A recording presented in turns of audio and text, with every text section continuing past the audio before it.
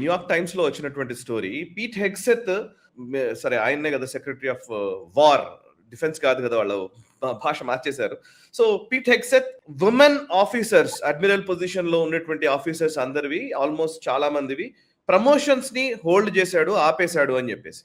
So ఎందుకు ఇది జరిగింది? నిజంగానే న్యూయార్క్ టైమ్స్ వచ్చినటువంటి కథనం ఆల్మోస్ట్ అన్ని పత్రికలు కూడా దీన్ని క్యారీ చేస్తున్నాయి. సో పీట్ హెగ్సెత్ ఇది ఇది ఇది ముఖ్యంగా మహిళలకి సంబంధించినటువంటి ఆర్మీ ఆఫీసర్స్ సంబంధించినటువంటి పొజిషన్స్ ని, ప్రమోషన్స్ ని ఎందుకు అడ్డుకుంటున్నాడు? దీని మీద వార్తా కథనాన్ని నిజమేనా? వివరాలు ఏంటో సార్ చెప్తారా? అంటే ఫస్ట్ పీట్ హెగ్సెత్ ఈ పొజిషన్ కి అర్హుడే కాదు, అనుభవం లేనటువంటి వ్యక్తి, చాలా జూనియర్. గతంలో ఆర్మీలో అతను పనిచేసినప్పుడు కూడా చాలా జూనియర్ గా ఉన్నాడు. అతనికి ఈ గ్రాండ్ స్ట్రాటజీ ఏమి తెలియనటువంటి వ్యక్తి.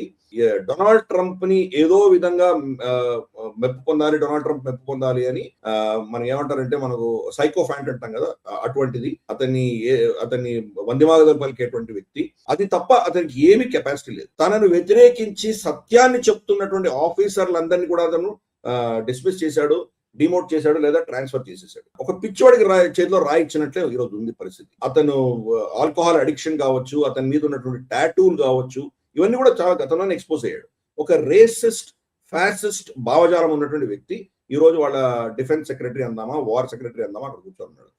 అతను వచ్చిన కొత్తలో ఏం చెప్పాడంటే, యుద్ధం మన మగవాళ్లే చేస్తారు, ఇంకెవరు చేయరు. అంటే ఎల్జిబిటిక్యూ ఆడవాళ్ళు యుద్ధానికి పనికిరారు, దానికి పౌరుషం ఉండాలి, మనకు వీరత్వం ఉండాలి, పురుషత్వం ఉండాలి, ఇవి ఉన్న వాళ్ళే యుద్ధం చేయగలరు అన్నటువంటి ఒక నెరేటివ్ అతని బుర్రలో ఉంది. మహిళలు యుద్ధానికి పనికిరారు అని ఫిక్స్ అయిపోయాడు.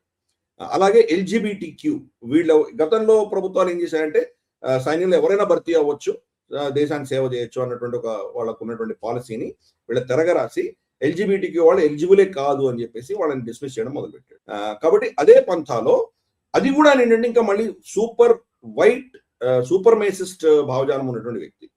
అందుకనే తెల్లవాళ్ళని మాత్రమే ప్రమోట్ చేస్తున్నాడు, నల్లవాళ్ళని కానీ, ఆ మహిళలను కానీ, అలాగే మైనారిటీలు అంటే క్రిస్టియన్స్ కానటువంటి వాళ్ళని, ముస్లిమ్స్ కావచ్చు, లేదా ఇతరత్ర నమ్మకాలు ఉన్నటువంటి వ్యక్తులందరినీ కూడాను ప్రమోట్ చేయట్లేదు. ఇంత రేసిస్ట్ గా ప్రవర్తిస్తున్నాడు. సో ప్రభుత్వం ఏం నిర్ణయించినా కానీ దాన్ని కోర్టులో ఛాలెంజ్ చేయలేం కదా.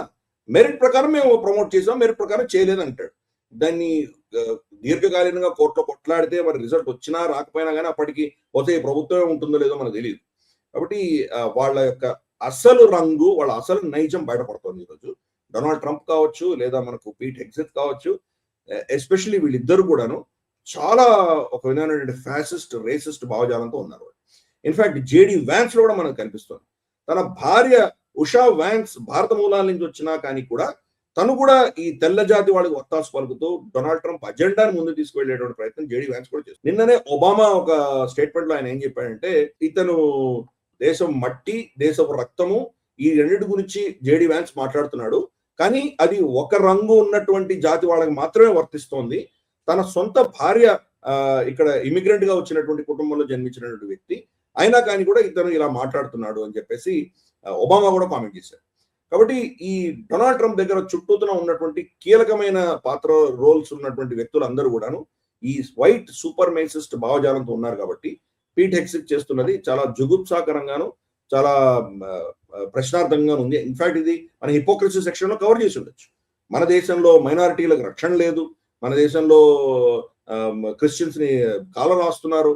ఇగో ఇప్పుడు సిజేపీ లాంటి వాళ్ళని అసలు వాళ్ళ ఫ్రీడమ్ ఆఫ్ ఎక్స్ప్రెషన్ ని నొక్కేస్తున్నారు, వాళ్ళ మీద అత్యాచారాలు చేస్తున్నారు. ఈ నెరేటివ్స్ అన్ని మన మీద వాళ్ళు మాట్లాడేది వాళ్ళ దేశంలో ఏం చేస్తున్నారు? వాళ్ళ దేశంలో ఈక్వాలిటీ ఉందా? వాళ్ళ దేశంలో అందరూ సమానంగా చూడాలి అన్నటువంటి వాళ్ళ చట్టాన్ని వాళ్ళు గౌరవిస్తున్నారు.